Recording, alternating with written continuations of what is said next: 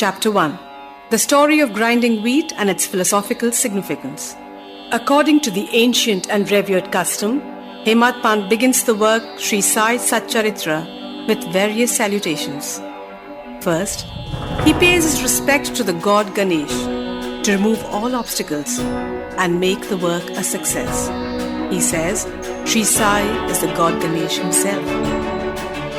Then to the goddess Saraswati to inspire him to write the work, and says Sri Sai is one with this goddess and that he himself is singing his own life. Then to the gods Brahma, Vishnu and Shankar, the creating, preserving and destroying deities, and says Sainath is one with them and he, the great teacher, will carry us across the river of worldly existence. Then to his tutelary deity Narayan Adinath, who manifested himself in Konkan, the land reclaimed by Parashurama from the sea, and to the Adi Purush of the family.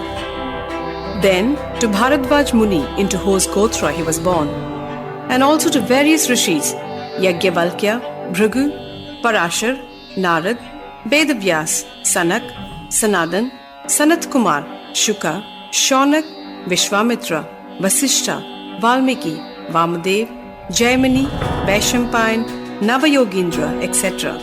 And also to modern saints such as Nivriti, Dhyanadev, Sopan, Muktabai, Janardhan, Eknath, Namdev, Tukaram, Kanha and Narahari, etc.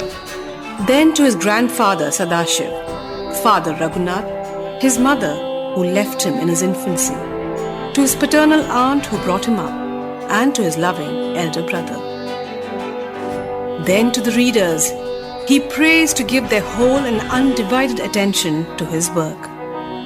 And lastly to his guru, Sri Sainath, an incarnation of Sri Dattatreya, who is his sole refuge and who will make him realize that Brahma is a reality and the world an illusion, and incidentally to all the beings in whom the Lord God dwells. After describing in brief the various modes of devotion according to Parashar, Vyasa and Shandilya, the author goes on to relate the following story. It was some time after 1910 that I went one fine morning to the masjid in Shirdi for having a darshan of Sai Baba. I was wonderstruck to see the following phenomenon. After washing his mouth and face, Sai Baba began to make preparations for grinding wheat. He spread a sack on the floor and then put a hand mill on it. He took some quantity of wheat in a winnowing fan, and then, drawing up the sleeves of his kafni, he took hold of the peg of the hand mill, started grinding the wheat by putting a few handfuls of wheat in the upper opening of the mill, and rotated it. I thought, what business does Baba have with the grinding of wheat when he possessed nothing and stored nothing, and he lived only on alms? Some people who had come there thought likewise, but none had the courage to ask Baba what he was doing. Immediately this news of Baba's grinding wheat spread into the village, and at once men and women ran to the masjid, flocked there to see Baba's act. 4 bold women from the crowd forced their way up and, pushing Baba aside, took forcibly the peg or handle into their hands and, singing Baba's leelas, started grinding. At first, Baba was enraged, but on seeing the women's love and devotion, he was much pleased and began to smile.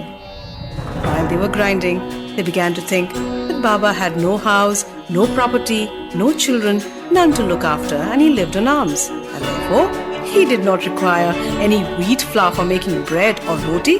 What will he do with this big quantity of flour? Perhaps, as Baba is very kind, he will distribute the flour amongst us.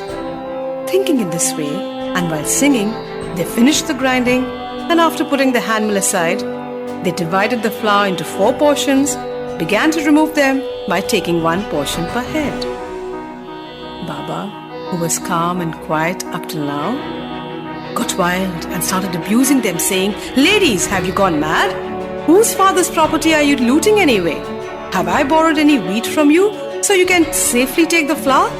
Now, do this. Take the flour, throw it on the village borders." On hearing this, the women felt abashed, and whispering amongst themselves, went to the outskirts of the village and spread the flour as directed by Baba. I asked the Shirdi people, what was this that Baba did? They replied, as a cholera epidemic was spreading in the village, this was Baba's remedy against the same. It was not wheat that was ground, but cholera itself was ground to pieces and pushed out of the village. From this time onward, the cholera epidemic subsided and the people of the village were very happy. I was very pleased to know all of this, but at the same time, my curiosity was also aroused. I began to ask myself, what earthly connection was there between wheat flour and cholera? What was the causal relation between the two?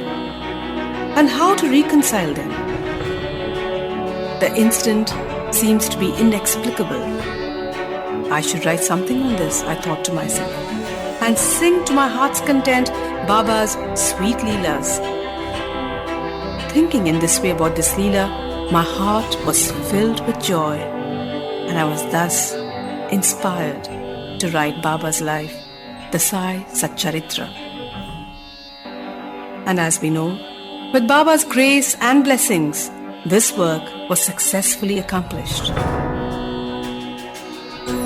Philosophical significance of grinding. Apart from the meaning which the people of Shirdi put on this incident of grinding wheat, there is, we think, a philosophical significance too.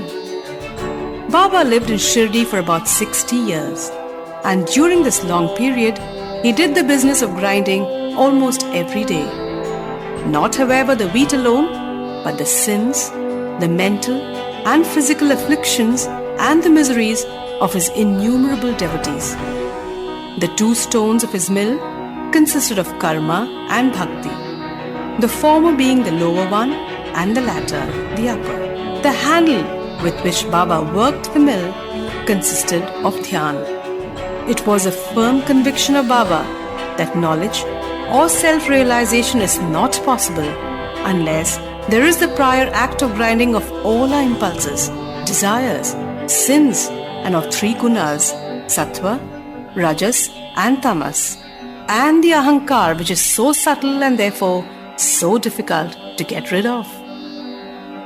This reminds us of a similar story of Kabir, who, seeing a woman grinding corn, said to his guru, Nipat Niranjan, I'm weeping because I feel the agony of being crushed under this wheel of worldly existence, like the corn in the handmill. Nipat Niranjan replied, do not be afraid.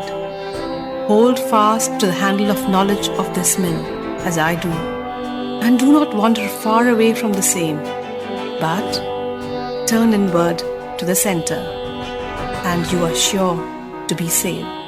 Bow to Sri Sai. Peace be to all.